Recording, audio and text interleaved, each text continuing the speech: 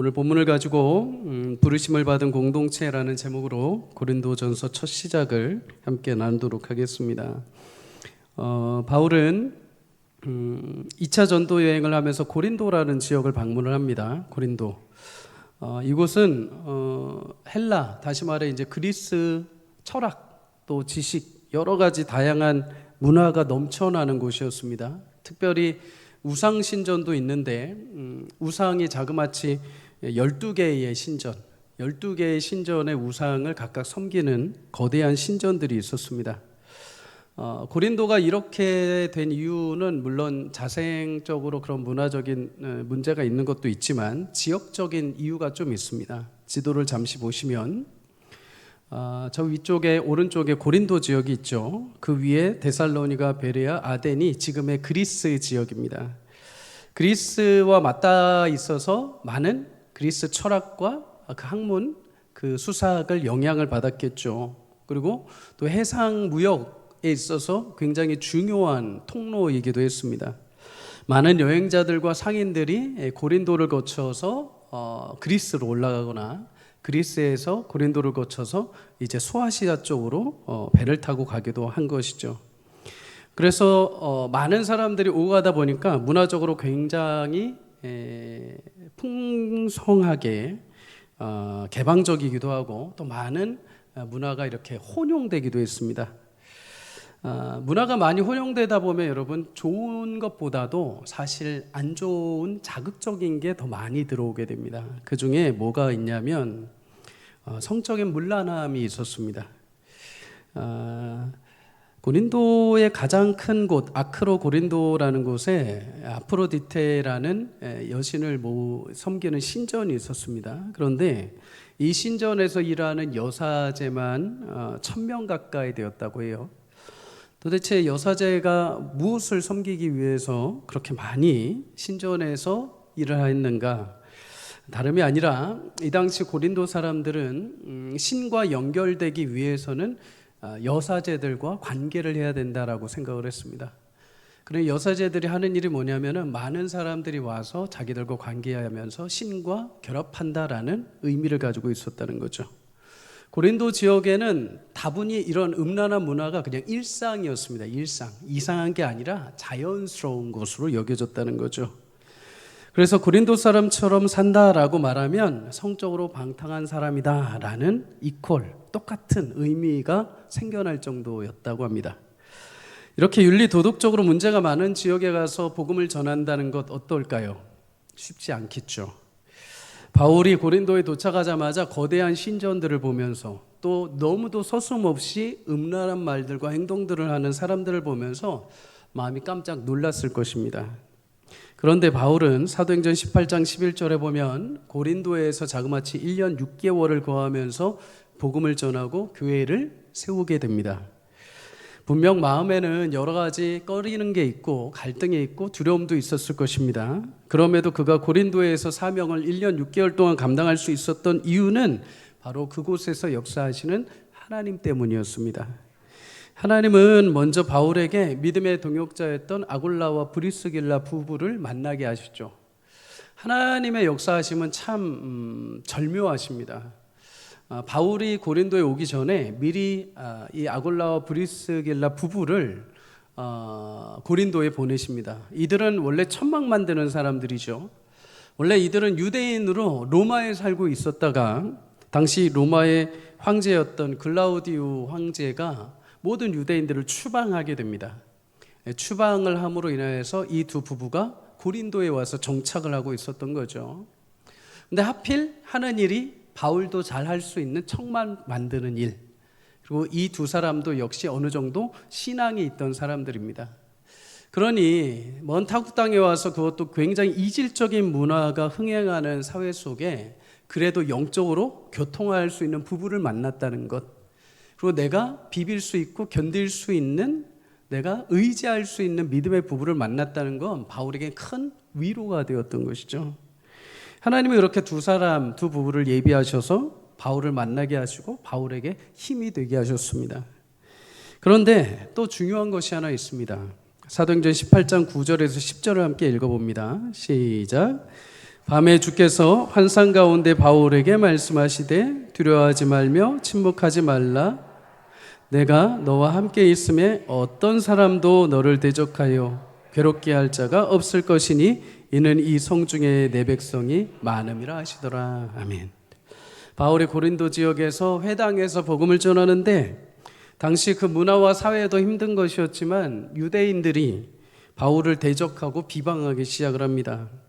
사회 현실이 무섭고 두렵고 이질적이고 거기다가 복음을 전했는데도 유대인들이 자신을 핍박을 합니다. 그러니 얼마나 낙심되고 두려움과 용기를 잃어버렸겠습니까? 그때 하나님께서 바울에게 용기를 주십니다. 침묵하지 말고 담대하게 선포해라.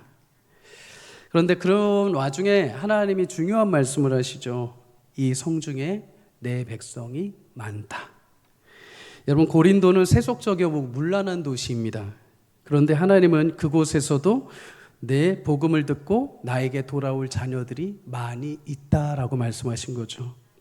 눈으로 보기에는 불가능할 것 같고 죄악의 끝판이라고 말할 수 있는 그 지역에서조차도 하나님은 그 속에 복음의 빛을 비춰서 주께 돌아올 자들을 예비하시고 은혜를 베푸시려고 준비해 놓으셨던 것입니다. 그러니 바울아, 낙심하지 말고 복음을 담대하게 전하라. 들을 귀 있는 자가 분명히 있다. 그들이 듣고 돌아오게 될 것이다. 사랑하는 여러분, 아무리 어두운 곳이라도 주님의 빛이 비치면 환하게 빛나게 되어 있습니다. 불가능해 보이는 현실이라 하더라도 하나님이 계획하시고 약속하신 일이라면 하나님이 이루어 가십니다. 저 사람은 안 변할 것 같아. 우리 자식들은 안 될 것 같아. 우리 가정은 안 될 것 같아.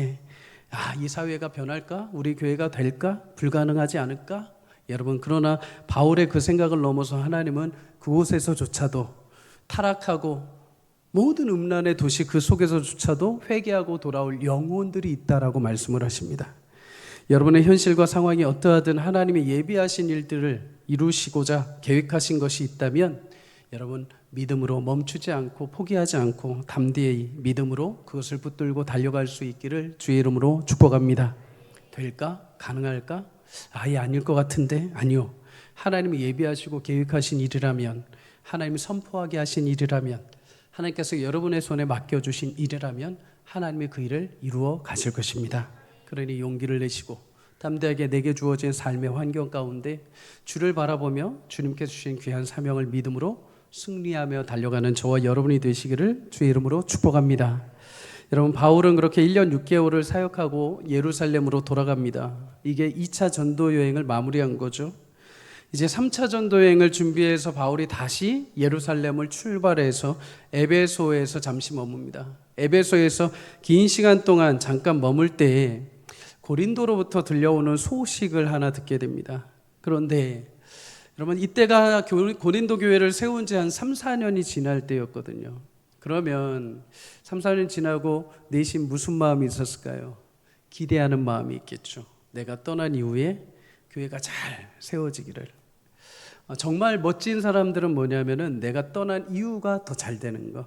내가 떠나고 나니까 니네 망해야 돼. 내가 없으면 안 돼야 돼. 이게 아니라 내가 떠나고 나서도 더 잘 되는 것.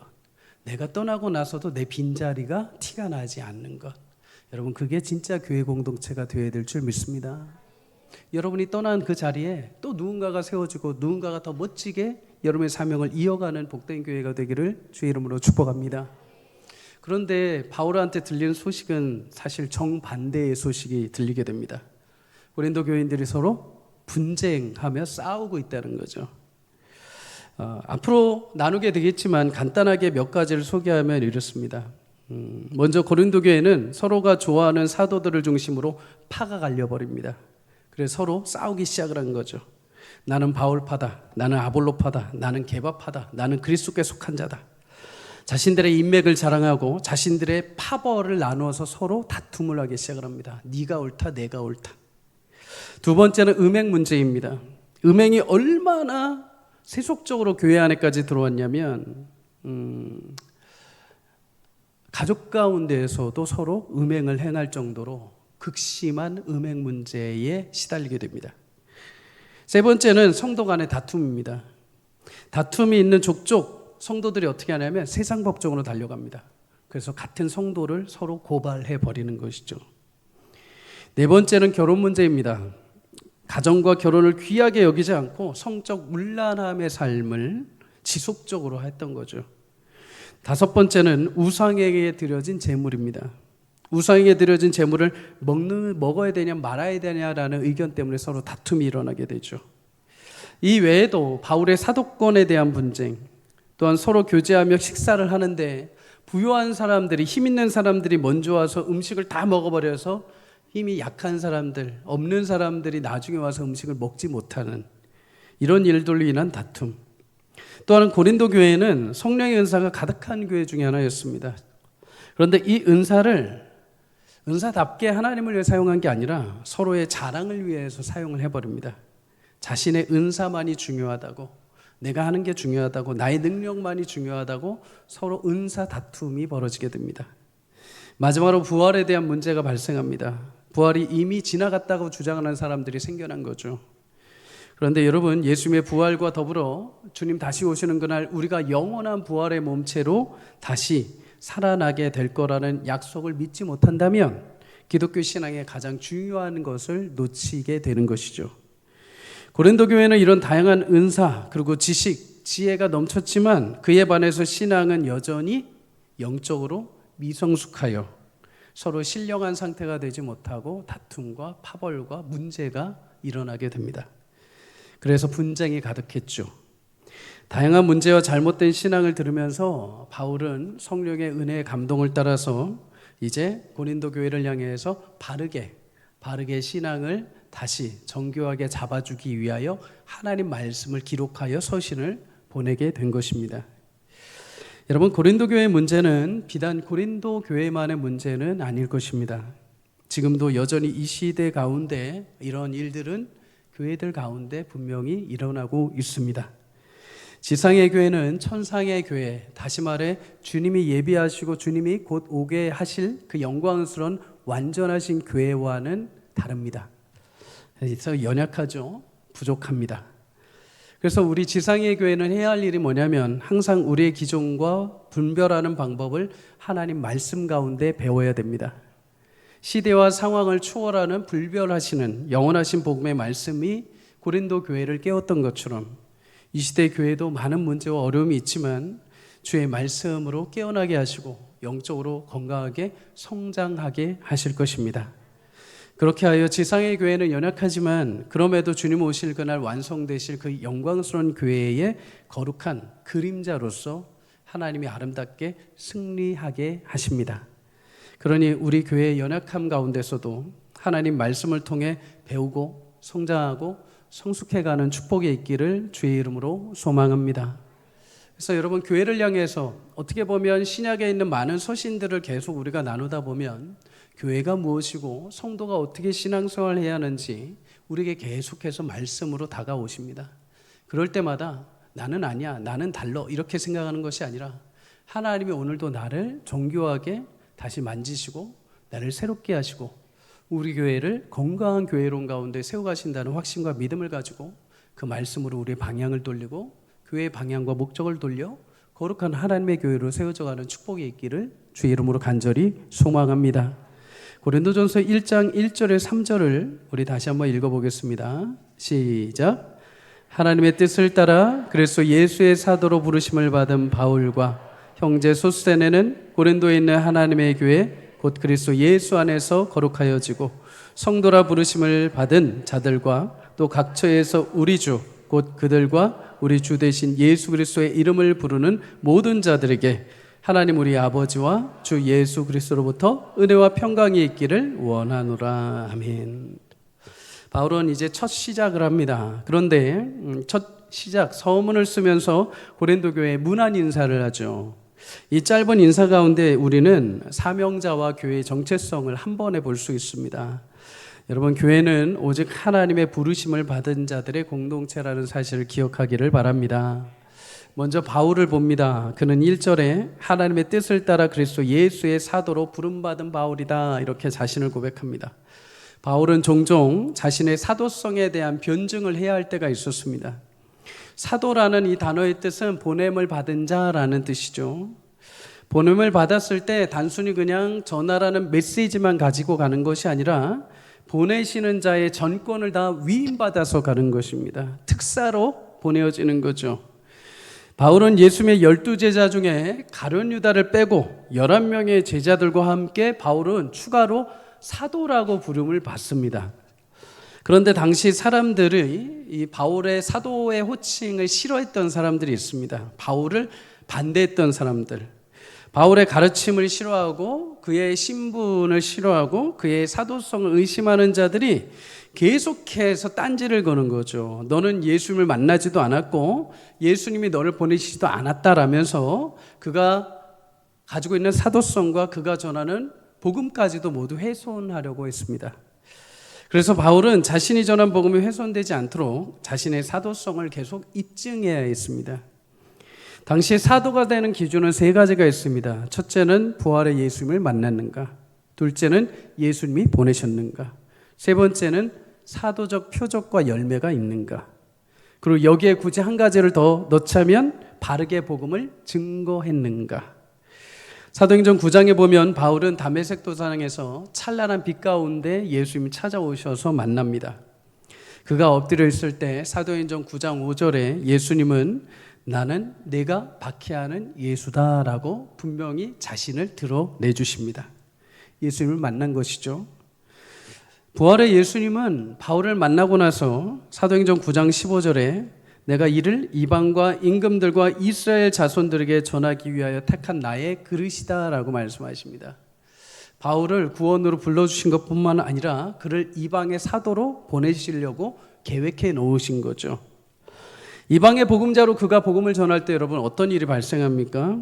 많은 병든 자들이 치료함을 받고 귀신에서 자유함을 받고 복음의 능력 가운데 구원의 은혜를 얻게 됩니다. 바울은 그렇게 예수님의 부름을 받아 이방에 보내어진 사도라는 것이 확실한 것이죠. 그래서 바울은 자신을 가리켜 오직 하나님의 뜻을 따라 하나님께서 보내신 자, 사도라고 자신을 고백을 합니다. 구원으로 나를 불러주신 것도 하나님이요, 구원의 복된 소식을 전하라고 사명자로 보내주신 것도 하나님이라는 거죠.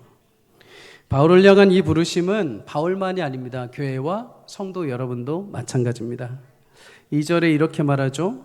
고린도에 있는 하나님의 교회 곧 그리스도 예수 안에서 거룩하여진 성도라 부르심을 받은 자들, 이렇게 말합니다. 교회는, 성도는 하나님의 부르심을 받은 자들입니다. 여기서 부르심을 받다라는 것은 죄악된 세상 속에 나의 죄와 나의 탐욕과 나의 욕망의 삶에서 내가 허덕이며 살다가 죽을 수밖에 없는 인생인데 거기서 하나님이 나를 불러주셨다는 것입니다. 그래서 교회를 헬라어로 에클레시아라고 말하죠. 에클레시아는 2 단어가 합쳐진 것입니다. 에크라는 것은 밖으로, 칼레오라는 것은 부르다, 밖으로 부르심을 받은 자들의 모임이라는 것이죠.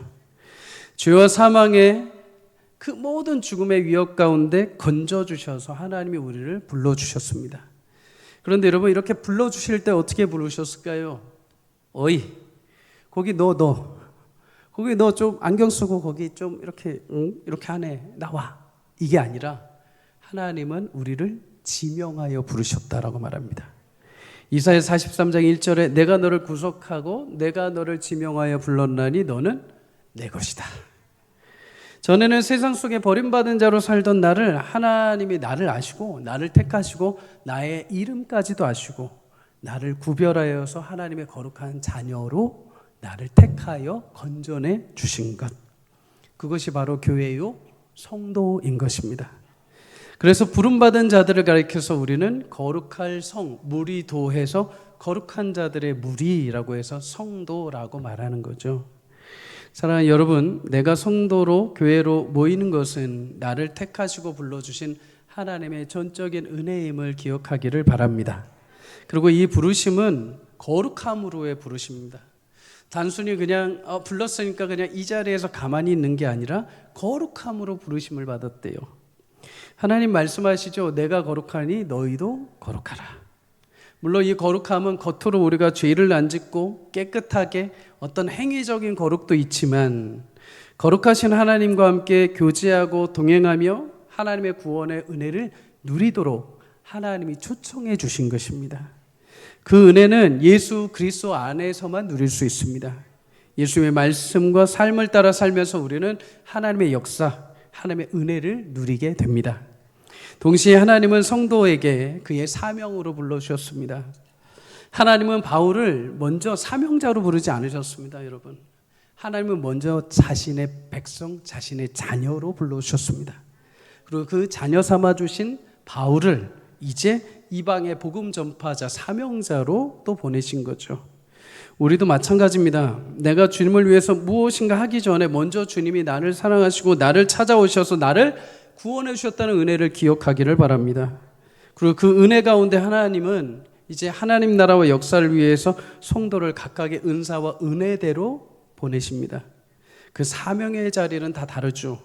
누구는 목사, 누구는 선교사, 누구는 교사, 누구는 목자, 누구는 어떤 믿음의 가정의 부모, 누구는 직장에서의 믿음의 상사로, 어떤 아이들은 믿음의 학생으로, 각자 위치와 사명은 다르지만 그렇게 불러주시고 보내시는 분은 하나님이십니다. 그래서 바울은 위대한 사역을 감당하면서도 항상 자신을 소개할 때 이렇게 소개합니다. 하나님의 뜻을 따라 그리스도 예수의 사도로 부름받은 바울. 사랑하는 여러분, 삶의 자리가 어디든 언제나 나를 부르신 분도 하나님이요, 나를 이곳에 보내신 분도 하나님이요, 이 사명을 감당하며 뜻을 이루신 분도 하나님이라는 사실을 꼭 기억하기를 주의 이름으로 축복합니다. 잠언 3장 6절은 말합니다. 함께 읽습니다. 시작. 너는 범사에 그를 인정하라. 그리하면 내 길을 지도하시리라. 아멘. 겸손히 하나님께서 내 길을 택하여 주시고 불러주셨다는 사실을 고백하는 모든 성도들의 삶을 하나님이 주권적으로 인도하시는 축복을 베풀어 주시기를 주의 이름으로 소망합니다. 우리 4절을 다 함께 읽어봅니다. 시작. 그리스도 예수 안에서 너에게 주신 하나님의 은혜로 말미암아 내가 너희를 위하여 항상 하나님께 감사한다. 여러분, 고린도 교회를 향해서 바울이 이제 어떻게 보면 적나라하게 지적하고 바르게 가르쳐야 될 내용들을 담아야 됩니다. 그런데 바울이 가장 먼저 한 건 뭐냐면 먼저 문제를 지적하지 않습니다. 그가 가장 먼저 한 것은 감사할 거리를 고백했다는 거죠. 하나님을 향한 감사의 능력 중 하나는 그 감사가 삶으로 이어지게 되고 또한 앞으로 미래에 이루어질 일들로 채워지게 하신다는 것입니다. 바울은 하나님이 고린도 교회에게 베푸신 언변, 지식, 그 은사에 먼저 감사합니다. 그 이유는 그렇게 하나님이 많이 베풀어 주신 은혜처럼 주님 오시는 날까지 이 은사들을 잘 사용해서 너희들을 견고하게 하실 것이고 너희들을 온전하게 하실 것을 알기 때문에 감사한다는 것이죠. 그런데 여기서 수식어가 들어가죠. 항상 내가 감사한다 이렇게 말합니다. 너희를 생각하면 항상 감사하고, 너희가 어떤 환경에 서 있든지 간에 항상 감사하고, 너희가 지금은 단지 분쟁에 있고 문제가 좀 있을지라도 나는 그래도 감사한다. 왜? 너에게 그 많은 은사와 은혜를 주신 하나님이 반드시 너희를 끝까지 온전하게 거룩한 백성으로 교회로 세워가실 것을 내가 믿기에 감사한다는 것입니다. 여러분, 우리가 받은 것도 감사할 수 있지만 주실 것을 기대하며 감사하는 마음도 필요합니다. 그래서 종종 기도할 때 이렇게 간구할 때가 있습니다. 하나님, 그렇게 해 주실 것을 믿고 감사드립니다. 이것은 그냥 단순히 막연하게 그냥 해 주십사 하는 바람이 아닙니다. 선하신 하나님, 우리를 은혜 가운데 인도하시고 언제나 좋은 곳으로 채우시며 가장 옳은 길로 인도하시는 하나님이시기에 그 하나님에 대한 확신의 고백으로 감사할 수 있는 것이죠. 데살로니가전서 5장 18절은 말합니다. 범사에 감사하라. 이것이 그리스도 예수 안에서 너희를 향하신 하나님의 뜻이니라. 우리 한번 읽어봅시다. 다 같이 시작. 범사에 감사하라. 이것이 그리스도 예수 안에서 너희를 향하신 하나님의 뜻이니라. 아멘. 오늘 내게 주신 것에 대해 감사, 언제나 모든 것을 합력하여 선을 이루시는 하나님께 모든 일에 감사하라는 것이죠. 사랑하는 여러분, 구원으로 불러주시는 하나님의 은혜에 늘 감사할 수 있기를 축복합니다. 부족하고 연약해 보여도 사랑하는 남편, 아내, 자녀들 하나님 허락해 주심에 감사할 수 있기를 바랍니다. 각각 모습은 다르지만 그리스도 예수 안에서 함께 울고 함께 웃고 함께 예배할 수 있고 함께 기도할 수 있는 공동체가 있음에 감사할 수 있기를 바랍니다. 내 육체가 조금 건강하지 못하고 내가 하는 일들이 조금 변변치 못하더라도 하나님이 나와 함께 하심으로 그 일 가운데 역사하시고 내가 먹고 살고 내가 땀 흘리고 수고한 대로 그것을 모두 열매 맺을 수 있게 하시는 그 하나님께 여러분 감사할 수 있기를 바랍니다. 남들이 어떻게 생각할지 모르지만 나에게 주신 그 재능과 은사에 감사할 때 그 감사가 여러분의 미래를 열어가는 귀한 축복의 통로가 될 줄 믿습니다. 마지막으로 고린도 교회를 통해서 주시는 교훈이 있습니다. 조금 적나라한데 한번 살펴봅니다.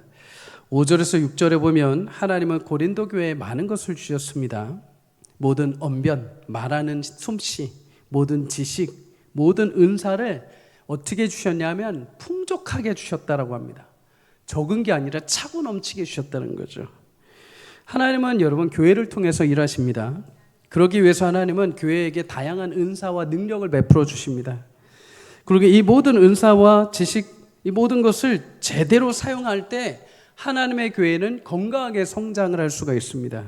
그러나 그 주신 것이 잘못 사용되게 될 때 오늘 고린도 교회에 나타나는 것처럼 분쟁이 생기고 파당이 생기고 자랑이 넘치고 경쟁을 하게 됩니다. 서로 고발을 하게 되는 거죠. 고린도 교회는 먼저 언변이 풍족했다라고 합니다. 언변. 그럴 수밖에 없죠. 그리스에 있는 철학, 수사학, 모든 지식들을 다 배웠습니다.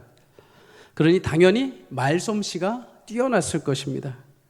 그런데 여러분 이 말솜씨를 이들이 어디에다가 사용을 합니까? 나는 바울파, 나는 아볼로파, 나는 우리파. 우리파가 정통이다 하면서 누가 더 옳고 그르냐를 따지는데 그 언변을 사용을 해버립니다. 세상에 그런 사람들이 있죠. 입만 열면 들어주기 너무 힘든 사람들, 상대방을 무시하고 기분 상하게 하고 자기 자랑만 하고 늘 불평을 입사하는 사람, 그리고 저 사람의 약점이 뭔지를 정확하게 뚫어 알아서 그거를 아주 교묘하게 얘기하는 사람들이 있습니다. 그래서 그가 말하면 공동체 분위기가 싸해집니다. 희한한 능력을 가진 사람들이죠. 고린도 교회는 자신의 말솜씨로 자신들이 옳다고 주장하면서 다른 이들을 정죄하고 갈라내고 분파를 만드는데 그 말을 사용해 버립니다. 두 번째는 지식을 잘못 사용을 하죠. 세상의 모든 잡다한 지식을 다 합니다. 심지어 성경의 지식까지도 다 합니다. 교회 생활은 어떻게 해야 하는지도 똑부러지게 다 합니다. 그런데 문제는 그 지식이 그들의 자랑이 되고 교만이 되어버린 것입니다. 고린도전서 8장 1절은 말씀합니다. 지식은 교만하게 하며 사랑은 덕을 세운다. 지식이 절대 덕을 세우지 않습니다. 지식이 절대 성도를 세우지 않습니다. 지식이 절대 교회를 세우지 않습니다. 성경을 많이 하는데 사랑이 없고 신학은 깊은데 겸손은 없고 옳은 말을 하긴 하는데 사람과 공동체를 살리지 못하는 현실이 고린도 교회에 가득했던 것입니다. 마지막으로 은사가 오용되었다고 하죠. 방언, 예언, 신비한 능력들이 많았습니다. 막 기도만 하면 막 낫습니다. 막 뭔가 신비한 것들을, 환상들을 보고 꿈을 꿉니다. 막 희한한 방언들까지 다 합니다. 방언을 통변할 수 있는 능력들까지도 가득했습니다. 그런데 여러분 이런 은사들을 어디에 사용했는가? 남과 비교하여 자신이 우월하다는데 자신을 증명하는 데 사용해버립니다. 너 방언할 줄 알아? 방언도 못하면서 어딜? 너 내가 이 능력 가지고 지금 봉사를 몇 년 한 줄 알아? 어디 감히 내 자리를 넘봐? 나이도 어리면서 어디 내가 이 교회를 세운데 얼마나 일조했는 줄 알아? 어디 감히 네가 나한테? 자신들의 은사, 자신들의 재능, 모든 것을 자신을 증명하는 방법으로 사용해버립니다. 여러분 하나님은 하나님의 일을 위해 교회 안에 다양한 은사와 능력을 선물로 주시는 줄 믿습니다. 그러나 그 목적이 올바르게 향하지 않으면, 제 기능, 순기능을 하지 않으면 그 공동체는 메마르고 그 모든 은사들도 사실 쓰레기와 같이 그냥 버려질 뿐입니다.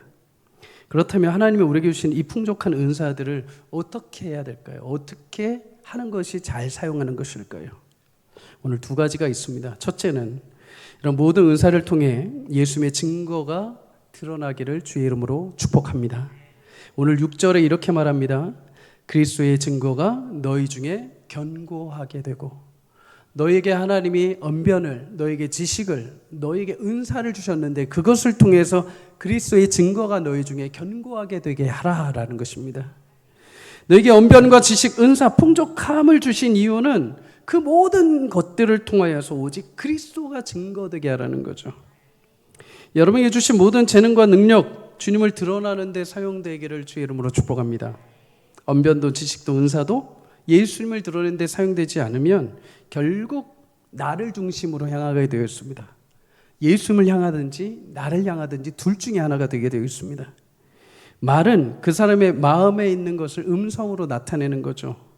사람들은 그 사람이 말하면 그 사람이 무슨 의도로 말하는지 다 압니다. 자신을 위한 말인지 공동체를 위한 말인지 예수님을 위한 말인지 모두 다 파악을 합니다.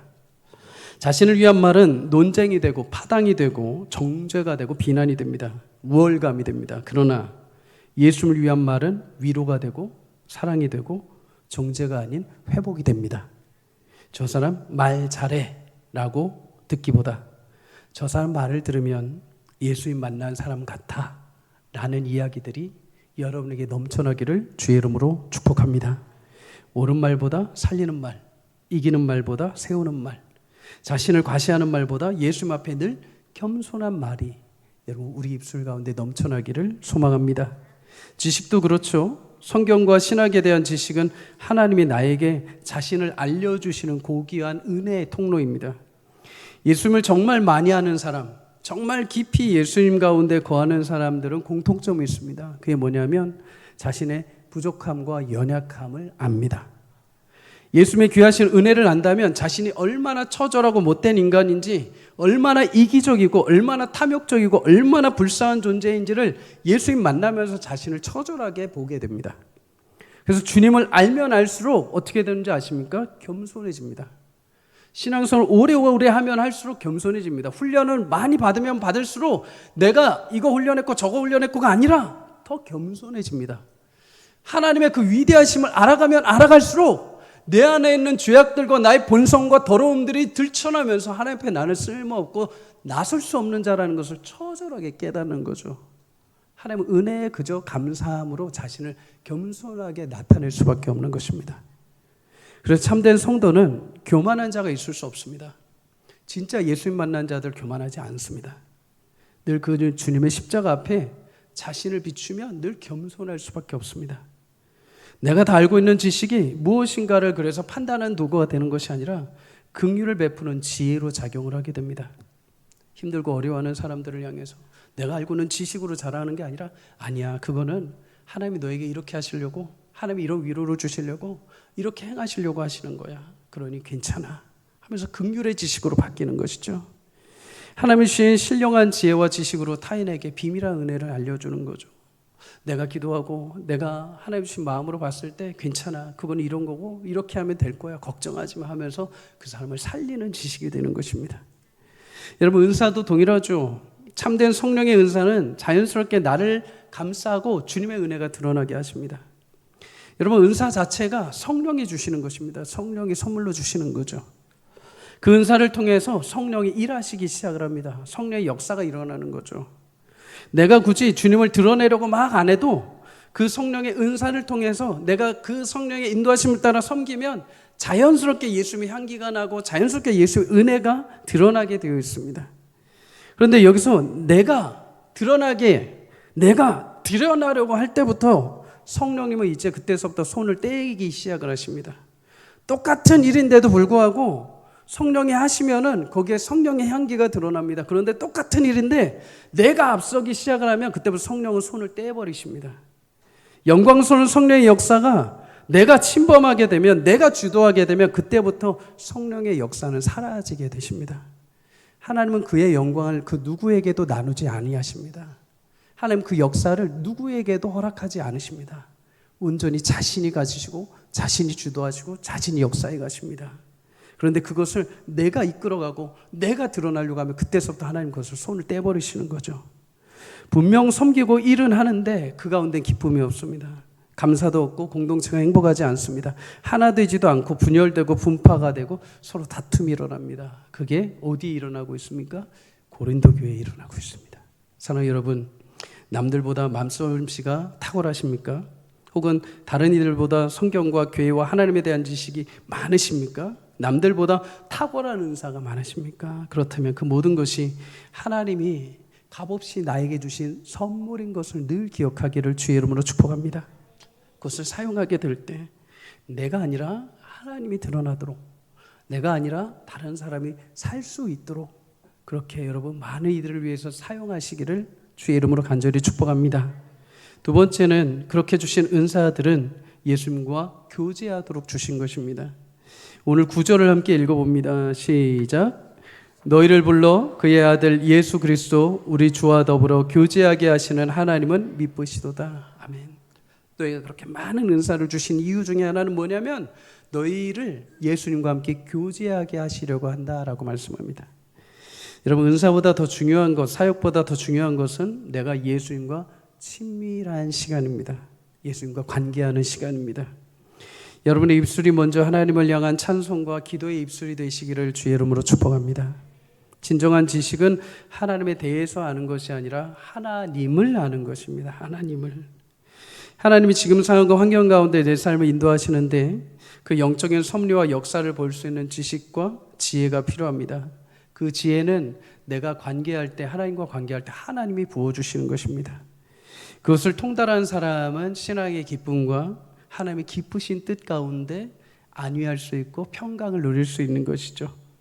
하나님을 너무 사랑하고 하나님과 교제하는 것이 너무나 즐겁기 때문에 내가 하나님이 내게 주신 그 은사 조금 부족하지만 그 하나님을 위해서 내가 사용하고 싶은 겁니다. 내가 드리고 싶고 내가 섬기고 싶고 내가 봉사하고 싶은 마음이 내 안에 일어나게 되는 것이죠. 어떤 이는 그 주신 은사, 그 은사를 그래서 잘 활용합니다. 그래서 보이지 않는 곳에서 섬기기도 하고 다른 연약한 자들을 굽어 살피기도 하고 또 때로는 교회 안에 이런저런 부분들이 부족할 때 자신이 가서 그것을 누가 시키지 않아도 귀한 섬김으로 행하죠. 그런 섬김은 특징이 있습니다. 남들한테 알려지는 걸 되게 꺼려하십니다. 예전에도 제가 이 도고기도 하시고 가시는 어떤 성도님한테 아유 감사합니다. 기도 너무 해주셔서 우리 교회가 삽니다 했더니 아니요. 그렇게 얼굴을 막 피하시는 거예요. 저를 보기 싫으셨는지 막 피하시면서 아니야. 하나님 좋아서 하는 건데요. 하나님 기뻐서 하는 건데요. 그게 진짜 하나님의 은사와 하나님과의 교제를 통한 감격 가운데 나오는 섬김인 것이죠. 사랑하는 성도님들, 하나님의 거룩한 은혜 가운데 우리 가운데 귀한 그 사랑의 교제를 통해서 자원하는 마음으로 섬기고 사랑하고 그 은사들을 사용할 수 있기를 주의 이름으로 간절히 축복합니다.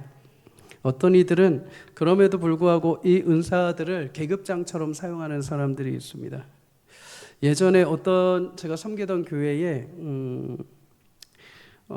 지나왔으니까 특별한 은사를 가지신 분이 계십니다. 이렇게 막 환상 가운데 뭐를 보시는 분.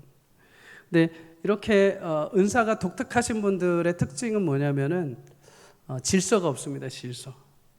심지어 성도들한테 가서도 내가 꿈을 꿨는데 내가 환상 가운데 이걸 봤는데 이럴 거야. 막 이렇게 얘기하고 심지어 목사한테도 와서 하나님이 이렇게 하셨으니까 앞으로 이렇게 하셔야 돼요. 여러분 그러실 필요 없습니다. 고린도전서 14장 33절은 말합니다. 하나님은 무질서의 하나님이 아니시라. 하나님은 일을 하시기는 하시는데 하나님은 영적인 질서 안에서 일하십니다. 하나님 마구잡이로 막 은사 이것 주고 저것 주고 했으니 니들 마음대로 하라가 아니라 하나님이 세우신 교회 안에 하나님이 세우신 영적인 질서 안에 하나님의 질서 가운데 그 일들을 감당하게 하십니다. 가정도 마찬가지죠. 가정이 아무리 자유분방하고 아무리 이 시대가 아이들이 하고 싶은 대로 다 해준다 하더라도 반드시 붙들어야 될 아빠가 있어야 되고 반드시 하나님의 말씀 가운데 기도로 가르쳐야 될 엄마가 있어야 되고 그 기준과 질서 안에 아이들이 마음껏 자유롭게 행동하면서 성장해야 하는 것처럼 그에도 하나님 주신 다양한 은사와 다양한 실력들이 있지만 하나님이 거룩하게 세워주신 영적인 권위와 질서 안에서 하나하나 함께 자유롭게 사역을 감당하며 세워져 가는 것입니다.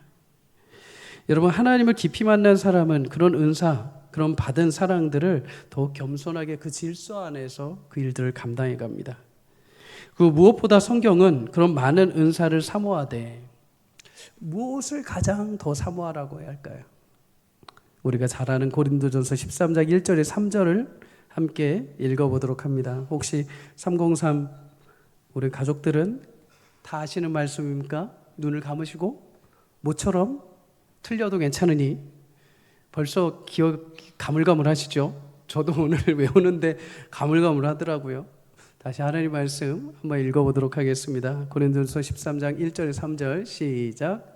내가 사람의 방언과 천사의 말을 할지라도 사랑이 없으면 소리나는 구리와 울리는 꽹과리가 되고, 내가 예언하는 능력이 있어 모든 비밀과 모든 지식을 알고 또 산을 옮길 만한 모든 믿음이 있을지라도 사랑이 없으면 내가 아무것도 아니라. 내가 내게 있는 모든 것으로 구제하고 내가 있는 모든 것으로 불사르게 내줄지라도 사랑이 없으면 내게 아무 유익이 없느니라. 아멘.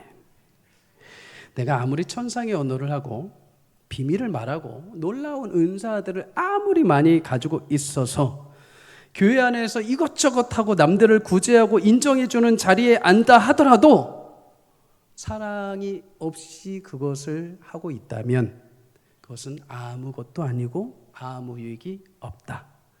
영어로 따지면 nothing입니다. 아무것도 아니라는 것입니다. 무라는 것입니다. 무가치하다는 거죠. 그저 그냥 쇼에 불과하다는 것입니다. 자신을 위한 헛된 열심에 불과하다는 거죠. 그러나 그것이 쇼가 되지 않고 진정 의미 있는 결실이 되는 방법이 있다면 그것은 사랑이라고 말합니다. 여러분, 그 사랑은 그러면 어디서 올 수 있을까요? 예수님과 내가 교제할 때 예수님이 차고 넘치게 부으시는 그 사랑을 통해서 내게 주신 언변, 내게 허락하신 지식, 내게 허락하신 그 모든 은사를 귀하게 그 사랑 바탕에서 시작할 때 하나님 그 모든 은사와 능력 속에 하나님의 역사를 이루어 가실 줄 믿습니다. 사랑하는 여러분, 우리 교회가 고린도 교회처럼 소망하기는 많은 지식, 언변, 지혜가 넘치기를 축복합니다. 그런데 그거를 하나님이 잘 사용해 주시기를 부탁드립니다. 주님을 귀하게 사용하고 주님과 교제하는데 그것을 여러분 잘 원동력으로 사용하기를 바랍니다. 그래서 나의 언변, 나의 지식, 나의 모든 은사가 고린도 교회처럼 분쟁과 아픔의 도구가 아니라 하나님을 향해서 아름답게 사용되는 향기로운 제물이 되기를 바랍니다. 언변이 자랑이 되면 분쟁이 되고, 지식이 교만이 되면 상처가 되고, 은사가 경쟁하면 공동체는 무너집니다. 그러나 언변이 십자가를 향하면 그것은 복음의 증거가 되고, 지식이 주님의 사랑을 만나면 그것은 참된 그리스도인의 덕이 되고, 은사가 주님 안에서 행하면 그것은 귀한 주의 섬김이 될 것입니다. 여러분, 이런 귀한 은혜가 우리 모든 교회 공동체 가운데 넘쳐서 고린도 교회가 가졌던 모든 아픔과 또 괴로움과 슬픔을 넘어 영광스럽게 하나님이 우리를 세워가시고 하나님과 교제하고 또 온전한 주의 나라 오시는 그날까지 완성되어가는 복된 교회요 부름받은 성도가 되는 귀한 인생이 되시기를 주의 이름으로 간절히 축복합니다.